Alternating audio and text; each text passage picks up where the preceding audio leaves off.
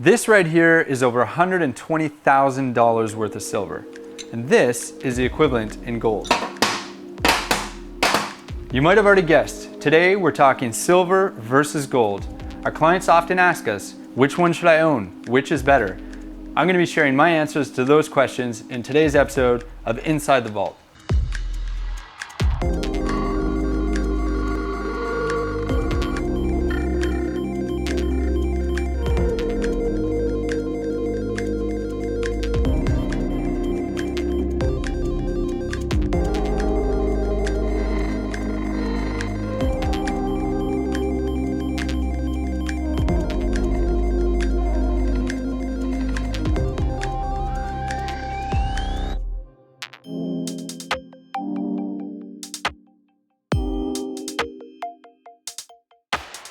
To get started, let's take a closer look at each metal. Gold on one hand has fewer and fewer industrial applications compared to silver, which has a growing number of industrial applications, including medicinal, solar panels, electronics, even those Lulu pants that you love to wear to your yoga class, they've got silver in them for its antibacterial properties. Gold, on the other hand, is primarily used for investment purposes, purchases from central banks, ETFs, or investors like you and me. There's also a strong jewelry market that still exists, but there's fewer and fewer other industrial applications for the yellow metal. Now I'm going to show you a few different product options that are available for gold and silver. We're going to pull out a few coins and bars. We're going to walk through each so you get a good idea of what's available for you on the market. So I'm going to move these forward for a second. We're going to start with gold. Tends to be everybody's favorite.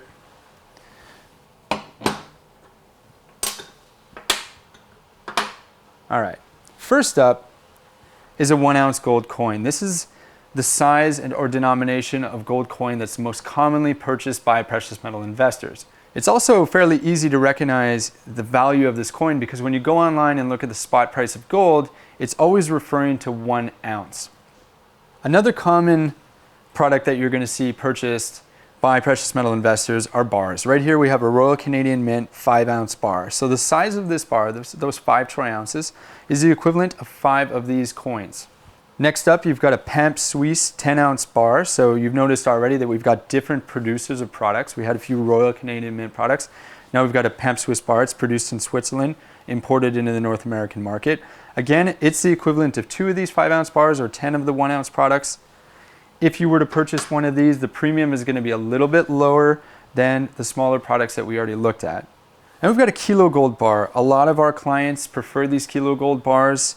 They get a good premium when they're purchasing them. You see it's still quite light and easy to transport if you're shipping it or carrying it internationally versus some of the larger silver products that you're going to see in a second. So that's one of the things you're going to want to consider. We saw earlier the comparison between gold and silver. Silver is much larger, it's a bigger volume product. So that when you're shipping it or carrying it, it can get a little bit tedious. But the conversation for silver still starts at or around the same point as gold. You've got a 1 ounce silver maple leaf coin. These two coins actually contain the same amount of precious metals, but you'll notice the silver coin is a little bit bigger because it's less dense than gold is. It also has a much lower price point, whereas this 1 ounce gold coin would be somewhere around $1,300 today. This 1 ounce silver coin is only going to cost you about $18 US. So it could be a good starting point for someone who's just getting into precious metals. Even young people, we love to see that. 18-year-olds getting in, buying precious metals. We think it's great. Next up, quite common, you've got a 10 ounce silver bar. This one's produced by Texas Precious Metals, one of our favorite dealers out there. And again, it's the equivalent of 10 of these coins, so you're ramping up in the volume that you're buying. You're getting a slightly lower premium, still really easy to transport and get around. Next up, I've got the 100 ounce RCM bar, very popular with investors who are buying a little bit more precious metals. They want to reduce their premiums. They don't necessarily need the convenience of these smaller denominations. They're looking really at metal from an investment perspective. This is a product that we sell quite a bit of. We're quite fond of it. Produced by the Royal Canadian Mint. You can see it's quite attractive in its minted form. But again, it starts getting heavy. This is a 7-pound bar. So if you're going to be storing these things at home, give some thought to that. And last up, I've got to make a little extra room. I'm going to be showing you a 1,000 ounce silver bar. These are industrial size bars. This bar weighs 70 pounds. It feels like 120. Very heavy. Not for everyone. Typically, these are purchased and stored inside of vaults like this one. They're used for industrial applications. So if you owned a solar panel company, for example, and you needed to buy silver in bulk to produce your solar panels, you might go to the market and buy a few of these and then melt them down to the specifications that you require. But that being said, investors can also purchase them. Again, it's a question of premium. It's going to be a slightly lower premium than some of the other denominations of silver that we saw. Just in case you're wondering, you can also buy the equivalent of these 1 ounce coins in 1 ounce gold bar formats or 1 ounce silver bar formats. They are available. As well, you can get smaller denominations all the way down to 1 gram, which you can give as gifts or wedding presents, things like that. Taking into consideration everything that we've already talked about, you might be wondering now is, what is the preferable mix? Should I own both gold and silver? And if so, what percentage of each should I own? And in what form? Let me give you a few insights. I always think it's a good idea to diversify amongst the precious metals. So only committing to either gold or silver might not be in your best interest because each metal can outperform the other during certain market conditions. One way to make sure that you benefit from each of those possibilities is to actually own a percentage of both. So the question becomes, how much of each? You can go with the more traditional safe bet of a 50-50 split, but what we see a lot of our clients doing is being a little bit heavier on the gold side. They might commit 60 or 70% of their investment to gold and the balance to silver. What I personally recommend is that you also consider the platinum group metals. You could add some platinum, some palladium, or some rhodium to the mix, as little as 5 or 10%, and that's going to give you some additional diversification amongst your precious metals portfolio. One thing to keep in mind when you're trying to make a decision between gold and silver, or ultimately creating your bundle that includes both, is what are the premiums above the spot price am I going to pay for these precious metals? It's important that you do know that gold typically has a lower premium, sometimes significantly lower premium than its silver cousin. For example, these kilo gold bars here that we have on the table will have a premium of anywhere between 1 to 2% over the spot price.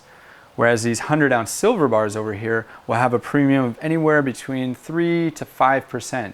So if you're trying to accumulate this amount of silver or this amount of gold, aside from the volume difference, the actual cost to you above the spot price is going to be significantly higher for the silver. And it's important that you understand that. So let's use this as an example. If you had $10,000 to invest in precious metals, how would you spend that money? What I might recommend is, if it was going to be the only $10,000 that you ever wanted to put towards precious metals, that you definitely buy both products in that purchase. You might buy $5,000 worth of gold and $5,000 worth of silver, or 60-40 or 70-30, depending on whatever your personal preference might be or what's recommended to you by your precious metals dealer. But if you intend to have subsequent purchases, what you could do is use that whole $10,000 to buy gold, and with your subsequent purchases, buy some silver. That way, with the whole $10,000, you can buy larger denomination products, driving your premium down a little bit. And the same would hold true when you buy your silver subsequently. You could put all of that subsequent money towards one product and drive down the premiums again. When we take a look at the actual volume, remember, we've got $120,000 worth of silver here, and we've got $120,000 worth of gold here. So the question becomes, when shipping or storing precious metals, is it more expensive to ship or store silver versus gold? And the obvious answer is yes, it is. Because of the volume, because of the sheer weight of this silver, if I wanted to ship it somewhere else in the world or store it inside of a vault like this, I'm going to end up paying a little bit more than for the gold. So it's something else to consider, especially if you're looking at long-term storage. You're going to save a few points along the way if you tend to lean towards gold. To wrap it up, it's actually not a question of one metal being better than the other. They actually complement each other. We recommend that you diversify amongst the metals. I'm sure you still have a lot of questions about which way to go with your precious metals investment. Feel free to email us or tweet me. Until then, I look forward to seeing you for the next episode of Inside the Vault.